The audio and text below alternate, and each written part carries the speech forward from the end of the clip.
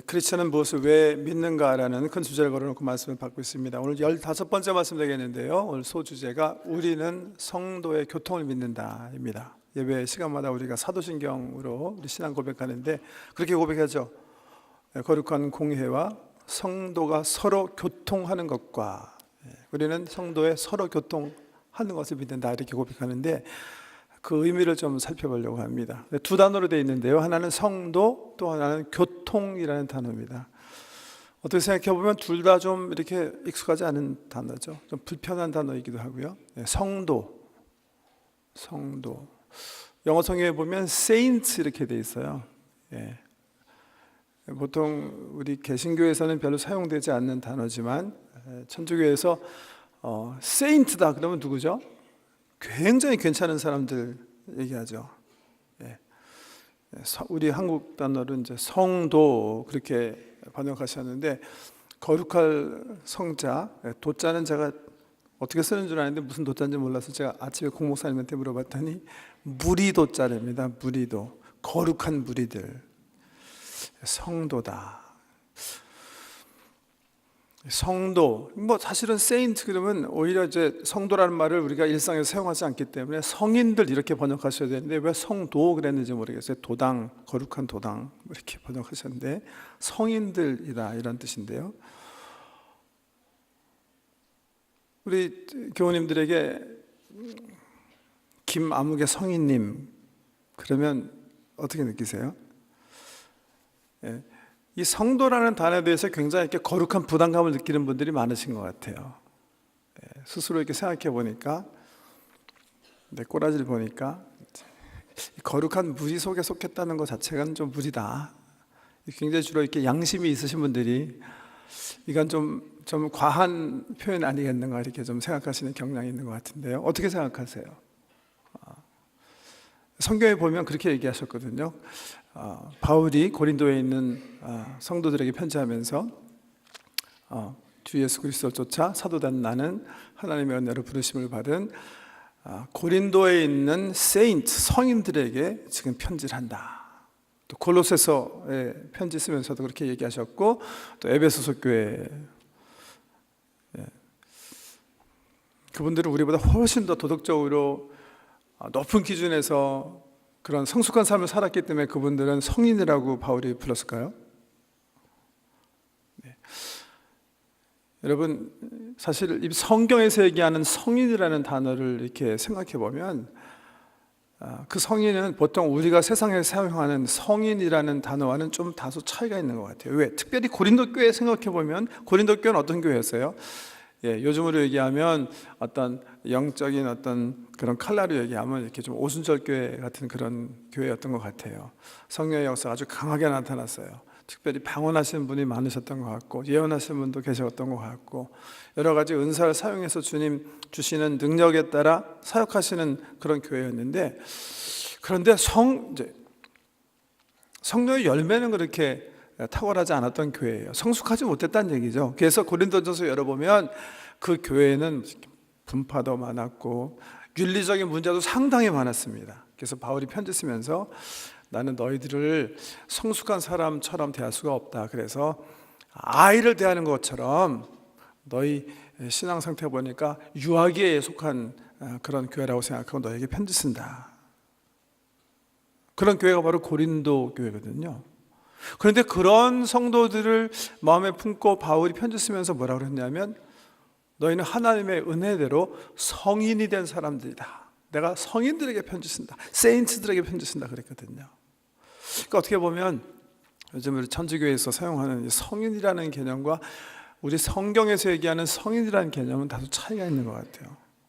성경에서는 다른 사람보다 율법적으로, 도덕적으로, 윤리적으로 더 거룩하게 살았기 때문에 더 성숙하게 살았기 때문에 성인이라고 하신 것 같지는 않아요.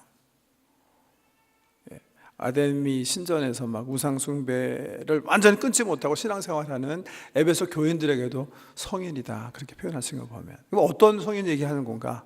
우리 지난주에 거룩한 공교회에 대해서 말씀드리면서 이 거룩함에 대한 성경적 정의를 조금 생각해 봤는데 거룩이라는 단어가 헬라어로 하기오스라는 단어인데요. 어떻게 우리는 거룩한 교회가 되는 거라고 그랬죠? 뭘 통해서? 하나님의 부르심을 통해서예요. 그래서 에클레시아라 그랬죠. 밖으로 클레시아, 불러낸 사람들이 성도예요. 세상으로부터 하나님께서 은혜를 쫓아서 분리시킨 사람, 세상과는 다른 구별된 사람이다 하는 의미에서 성도로 이렇게 분리음을 받는 겁니다. 그러니까 우리가 성도가 서로 교통하는 것과 할 때, 이 성도, 이 성인들과 나는 관계없다 그렇게 생각하시면 안 돼요. 조금 참고로 말씀드리면 천주교에서는 언제부터 그렇게 해석하셨는지 모르겠지만 이 성도의 교통하는 것을 이런 식으로 좀 해석하시는 경향이 있으세요. 우리 신앙의 선배 가운데 굉장히 위대하신 분들, 성 프란시스 같은 사람, 어거스틴 같은 사람, 아퀴나스 같은 사람, 이런 사람들은 죽었지만 우리가 그분들에게 기도하면 그분들은 성인의 반열에 쓴 사람이기 때문에 우리를 위해서 대신 주님께 중보할 수 있는 그런 위치에 계시다. 그래서 이 죽은 분들과의 교통함, 이런 것들을 이 성도의 교통에서 연상시키는 것 같아요. 우리 개신교에서는 그런 성도의 교통을 믿지 않습니다. 왜? 성경에 보면 하나님과 우리를 중보하시는 분은 오직 예수 그리스도시다 이렇게 얘기했기 때문에 우리는 예수 그리스도 이름 가지고 모든 사람이 나갈 수 있는 것이고, 모든 사람은 성경이 말한 대로 의인은 없나니 하나도 없으며 좌로나 우로나 치우치지 않는 인생이 없고, 모든 사람이, 모든 인생이 하나님의 영광에 이르지 못한 죄인이다 했기 때문에 하나님 앞에 윤리적으로 설 의인은 없다 이렇게 생각하는 거죠. 그런 의미에서 성도는 예수 안에서 하나님의 은혜를 쫓아 부르심을 받은 우리 모든 교회, 교우들을 가리키는 말이다 이렇게 이해하시면 되겠습니다. 성도라는 말이고요. 성도의 교통함, 서로 교통함. 교통이라는 단어는 무슨 말인지 이해하세요? 저는 어렸을 때 사도신경을 이제 교회에서 가르쳐줘서 이제 교회에서 가르친 게 아니라 집에서 가르쳐줘서 외고 교회 가면 이제 사도신경을 하는데, 성도의 교통 그러면 제가 교통이라는 아는 단어 유일하게 아는 건 교통사고 할 때 교통 아니에요. 이게 이해가 안 되는 거예요. 성도의 교통, 성도가 서로 교통하는 거, 이거 뭐 하자는 건가? 성도가 뭐 차를 타고 왔다 갔다 하는 건가? 가끔가다 생각날 때마다 이해가 안 되는 단어가 이 성도의 교통함이었거든요. 여러분 이해하고 고백하시는지 모르겠는데, 교통 우리 평상시에 사용하지 않는 단어예요. 이것도요. 성도의 교통함. 영어에 보면 Communion of Saints 이렇게 돼 있어요. 성인들의 커뮤니언이다. 커뮤니언 그러면 뭘 연상하죠? 우리 성찬자식 할 때 커뮤니언 그러거든요. 그러면 성도들이 성찬식 한다는 믿는, 성찬식을 해야 된다는 것을 믿는다는 건가? 뭔가 그렇게 해서 생각할 수가 있고, 하지만 이 커뮤니언 단어의 원어를 보면 유명한 단어입니다. 코이노니아라는 단어의 헬라어로, 코이노니아. 신앙생활 오래 하신 분들은 몇 번은 들어보셨을 거예요. 가끔가다 이렇게 개교에 살펴보면 무슨 월간지 이름이 뭐 코이노니아라든지 교제하는 그룹들을 말할 때 이제 코이노니아라는 단어를 쓰는데, 친교 혹은 교제라는 단어예요. 근데 왜 쉽게 그냥 교제라고 하지 않고 친교라고 하지 않고 왜 교통이라고 했을까? 저 잘 모르겠어요. 어떤 학자들 말에 의하면 캐톨릭의 영향이다 그래요. 좀 아까 말씀드린 것처럼 죽은 사람들과 산 사람들이 서로 중보 기도하는 교통을 할 수 있다고 믿었기 때문에, 그때 쓰는 게 교통이기 때문에 교통이라고 했다 그렇게 얘기하시는데, 잘 모르겠어요. 이게 실질적인 역사적인 근거가 있는 말인지. 실질적인 의미는 코이노니아, 교제다 이렇게 표현하면 적절한 단어인데, 제가 이렇게 이번에 사도신경을 개정 성경 내면서 세 번역으로 이렇게 한 걸 보니까, 거기에 보니까 그렇게 했어요. 나는 성령을 믿으며 거룩한 공교회와 성도의 교제와, 이렇게 교통이란 말을 이제 딜리트시켜 버리고 교제로 바꿨습니다. Fellowship of Saints, 성도들이 서로 교제하는 거. 뭘 의미하는 건가? 이 고백을 할 때 우리는 뭐를 믿는다고 얘기하는 건가? 제 생각엔 두 가지 이 고백 속에 우리가 고백하는 내용이 담겨 있다 이렇게 생각하는데, 첫 번째는요, 지역교회 중요성을 믿는다는 거예요.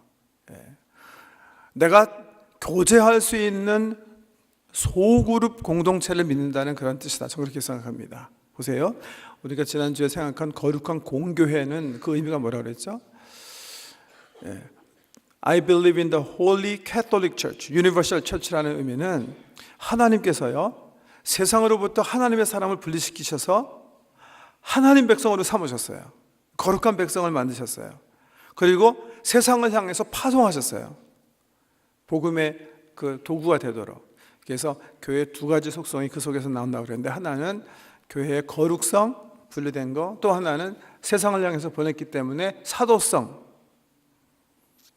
그런데 우리가 The Holy Catholic Church를 고백할 때 또 하나 중요한 속성이 그 속에 있다고 그랬죠. 그게 뭐라고 그랬죠? 보편성. 왜? 뭐라고 고백하게 했으니까 I believe in the Holy, 그 다음에 Catholic, the Universal이라는 의미라고 그랬죠. 천주교를 의미하는 캐톨릭이 아니라 일반적인 형용사로서 제너럴 혹은 유니버셜이라는 의미의 공교회를 믿는다. 무슨 뜻이냐 하면, 우리는 예루살렘 교회 믿는 거 아니고 안디옥 교회 믿는 거 아니고 본교회 믿는 거 아니고 예수 그리스도를 머리로 하는, 시대와 문화와 언어를 초월한 예수님을 중심으로 한 새로운 하나님 나라.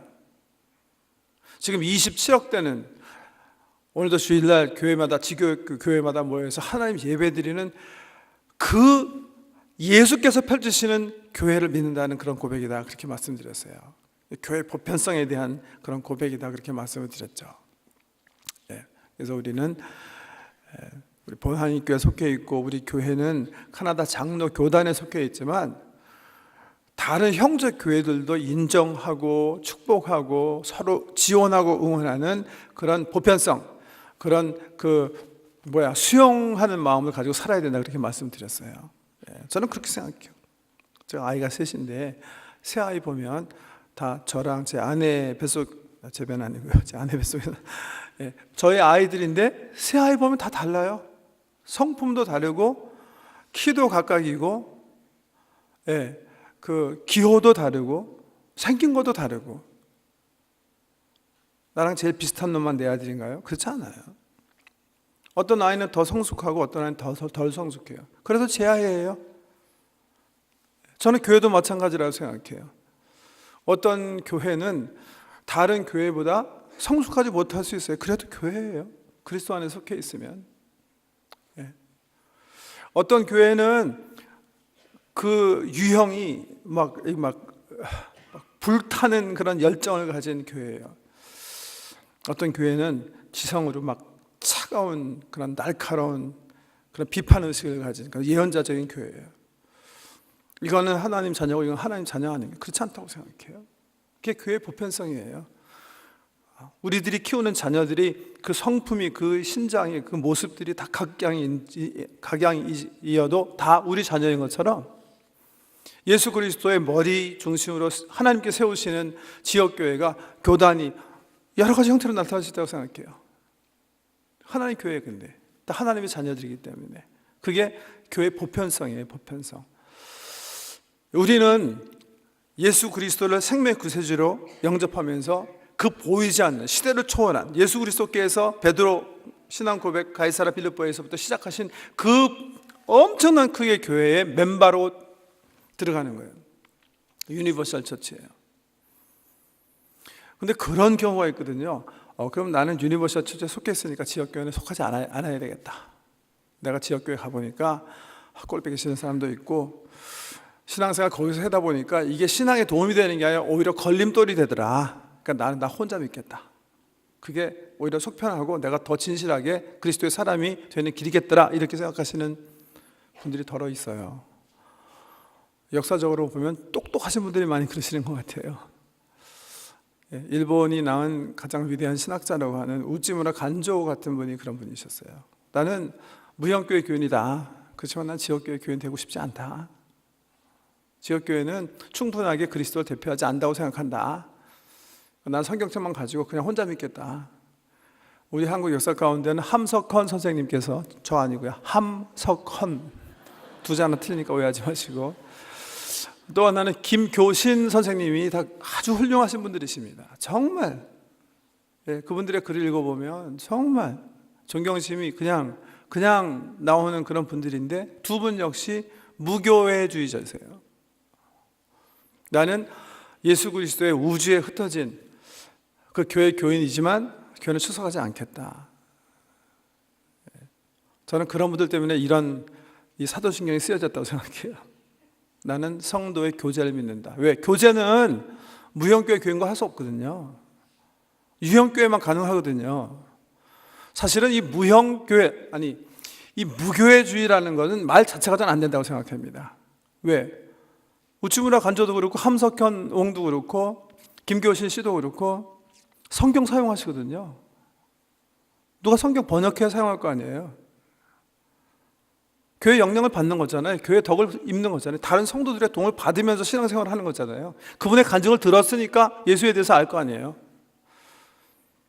어떻게 보면 굉장히 이기적인 그런 발상이고, 주께서 원하시는 바를 충분히 이해하지 못한 그런 철학이다, 그렇게 생각하는데요. 폴 투니에가 얘기한 것처럼 우리가 인생을 살면서 혼자서 할 수 없는 게 두 개가 있는데, 하나는 결혼 생활, 두 번째는 신앙 생활이다. 옳은 지적입니다. 저는요, 폴 투니에가 한 말 지경을 넘어서 더 중요한 이유가 있다고 생각해요. 하나님께서 우리를 혼자 두시지 않은 이유, 이 땅의 결혼 제도를 통해서 가정 속에 두신 이유, 그리고 교회 공동체라는 공동체 속에서 우리를 살게 하신 이유, 저는 있다고 생각해요. 그게 뭘까?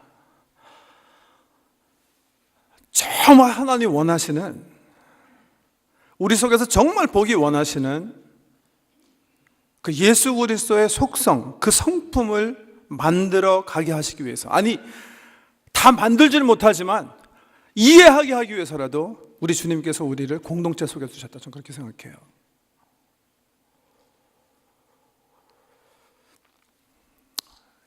(11세기에) 베네딕토 수도원에 기도가 깊은 수사님이 하나 들어오셨는데, 이분은요 이런 영적 체험을 했었대요. 그러니까 하나님, 예수님, 성령님 이 단어만 이야기하면 갑자기 영혼이 충만해지면서 몸이 뜨기 시작하는 거예요. 공중을 이렇게 올라가신대요. 실질적으로 역사 가운데 우리가 이제 세인 테레사라는 15세기에 기도가 깊으신 분도 그런 그 카멜라이트 수녀회를 시작하신 분이신데, 그분도 그런 경험을 하셨다고 역사가들이 얘기하고 있어요. 기도하시면 그냥 몸이 뜨는 거예요, 이렇게.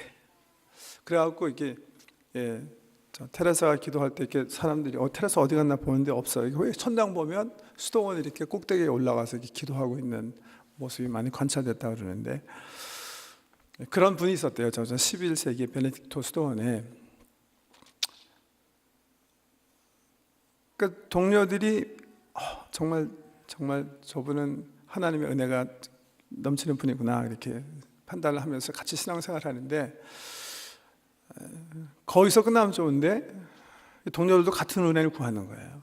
하나님, 나도 저 수사처럼 그런 은혜를 얻기 원합니다. 그런데 그게 소원이 이루어지지 않고 시간이 지나다 보니까 그런 것들이 오히려 이제 동료 수사들 가슴 속에 이제 뭐라 그럴까, 질투하는 마음, 또 시기하는 마음, 부러운 마음, 이런 마음만 이렇게 오히려 공동체는 이렇게 조금 갈라지고, 그러는 중에 그 수도원의 종탑에 십자가를 이렇게 바꿔 꺼야 되는 작업을 하게 됐는데, 그 무거운 거 물론 이제 끈으로 올려서 뭐 지뢰로 해서 올리지만 누가 올라가서 이렇게 교정하는 사람이 필요하니까 수도원 원장이 그러면 그 붕붕 날아가는 그 수사가 올라가서 그 십자가를 가지고 좀 교정했으면 좋겠다. 그래갖고 사람들 다 모았대요. 그래가지고 이제 수사들이 옆에서 이 사람 올라가도록 이제 십자가 잡게 하고 이제 외치기 시작했어요. 하나님, 성령님, 예수님. 그러니까 정말 이 수사가 이 무거운 십자가인데 가지고 붕붕붕 나르는 거예요. 그래갖고 종탑에 이렇게 잘 안치하고 내려갔대요. 그러니까 수도원에 필요한 사역을 굉장히 감당하고 내려왔는데, 오히려 그 순간부터 이 동료들과 이 사람 사이에 많은 거리감이 생기기 시작하고 뭔가 수도원이 지향하는 공동체, 그 사랑의 공동체가 이루어지지 않는 것을 이제 수도원 원장이 감지한 거예요. 그래서 수도원 원장이 하루는 불러서 명령을 한 거예요. 예. 이제 보통 이제 수도사들은 이제 세 가지 소원하고 들어가거든요. 하나는 아무것도 소유하지 않겠다. 두 번째는 상관의 말은 하나님 말처럼 무조건 복종한다. 예, 무소유, 뭐 가난, 뭐 이런 것 이렇게 평생 이제 기도하며 살겠다. 뭐 이런 것들이 공동체 생활하며 기도하며 살겠다인데요. 그러니까 이제 수도원장이 그게 덕이 되지 않으니까 뜨지 마십시오. 더 이상 날아가지 마십시오. 명령한 거예요. 그 사람이 명령 복종할 수도 있었겠죠. 요즘 같으면 뭐 오케이, 그 순영은 원장 말 듣지 않고 내가 오케이, 내가 지금 날아가는 거를 유튜브에 띄워가지고 한번 내가 수도원 차리겠다. 그럼 뭐 엄청나게 살아버렸을 거 아닙니까? 그랬을지 모르겠는데 이 수도사가 순종. 근데 역사가 그 말을 기록하면서 마지막에 결론 내린 게 굉장히 인트레스팅해요. 그 수사는 그 수도 원장의 말에 순종함으로 비로소 성인이 되었다, 이렇게 기록하고 있거든요.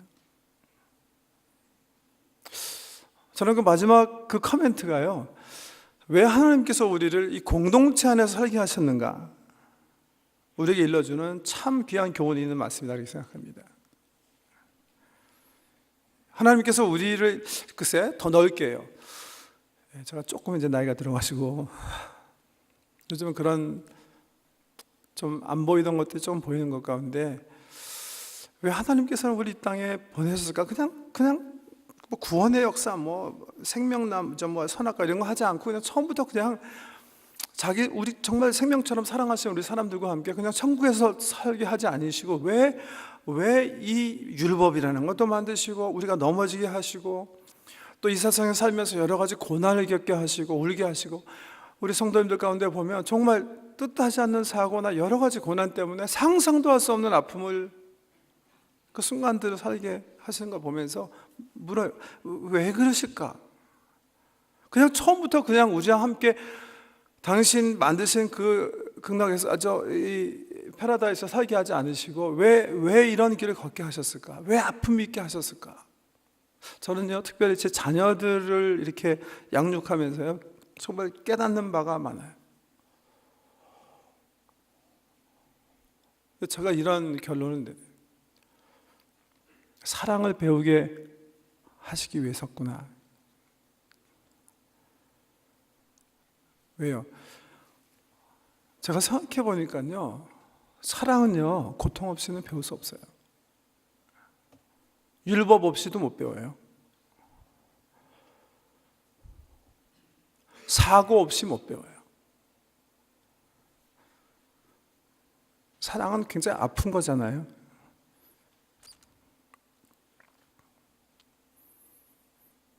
근데 하나님께서 우리를 만드신 다음에 자기 닮게 하시는 하나님이 사랑이시지 않습니까? 그 사랑을 우리 삶을 통해서 배우게 하시는 것 같아요. 아픔을 통해서요. 그게 사랑이거든요. 저는 공동체의 존재 목적이 거기라고 생각해요. 우리 요새 청년들 가운데 독신주의자들이 많습니다. 제가 아주 우리 교회 유명한 독신주의자를 설득시키고 또 설득시키고 또 설득시키고 해서 이제 시집을 보낸 적이 있는데, 제가 설득시키는 과정에서 그렇게 얘기해요. 너는 반드시 시집 가야 된다. 자기는 갈 이유가 없대요. 너무 행복하기 때문에. 그래서 가야 돼. 더 좋은 복이 있으니까. 그래서 이제 좀 하나님의 은혜로 자매가 결혼하게 됐는데, 한참 후에 이제 연락이 돼서 제가 오래간만에 만나서 물어봤어요. 어떠냐 그랬더니 목사님 얘기한 복은 없고 너무 힘들대요. 그래서 내가 그게 복이다. 바로 그거야. That's good. 이 세기 때문에 That's good. 바로 그거다. 그것 때문에 내가 너는 결혼해야 된다고 생각한 거야. 왜? 그 아픔이 있어야 사랑이 뭔지 알기 때문에. 그 자매가 이제 애 낳았어요. 애가 사고 치기 시작해요. 그게 은혜다 그랬어요. 그것 통해서 사랑을 아는 거예요. 제가 자녀들 키우면서요, 사랑이 영원하다는 게 이거구나 제가 좀 알았어요. 애들이 사고 치고 교회에서 문제 터지고 다 지나가요. 영원하지 않더라고요. 세월이 해결하는 게 많더라고요. 근데 사랑은 남더라고요. 저는 하나님께서요, 우리에게 그 사랑 배우게 하시기 위해서 성경에 나오는 복잡한 구원의 역사, 하나님께서 우리를 이렇게 인생이라는 어떤 그런 계획, 프로젝트를 가지시고 이 땅에 우리를 보내시고 우리를 만들어 나가신다고 생각해요. 그러니까 뛰쳐나가지 마세요. 부부생활 힘들다고 뛰쳐나가지 마세요. 거기서 사랑을 배우셔야 되거든요. 교회 공동체 힘들다고 절대 뛰쳐나가시면 안 돼요. 오래 참는 게 뭔지, 어려운 순간에도 예를 갖추는 게 뭔지, 자기를 내려놓는 게 뭔지, 끝까지 신뢰하는 게 뭔지, 다시 믿어주는 게 뭔지 배울 수 있는 아주 중요한 순간이거든요. 예수 그리스도가 십자가에서 우리를 향해서 가지신 마음을 조금이라도 이해할 수 있는 아주 중요한 순간이거든요. 이건 아니었어가 아니에요. 바로 그거였어. 바로 이것 때문이었어. 그렇게 할 수 있어야 돼요. 아픔이 올 때. 그게 성도의 교통함이에요. 성도의 교통함이에요.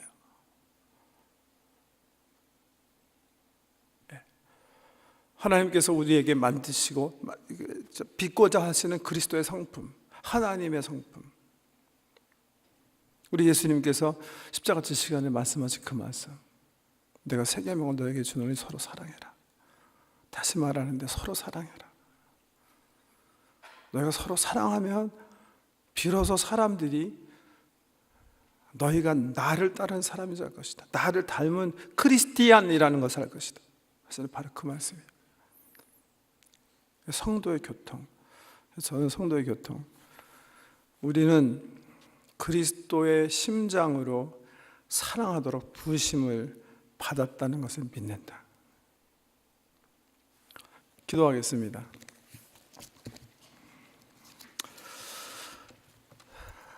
진흙으로 만드셨지만 하나님 형상 만드시기 위해서 우리를 구원의 계획 속에 두시고 하나님 자녀로 불러주시고 주님을 깨닫게 하시고 주님의 마음을 이해하게 하시고 계속 성령의 은혜로 빚어가고 계심을 믿습니다.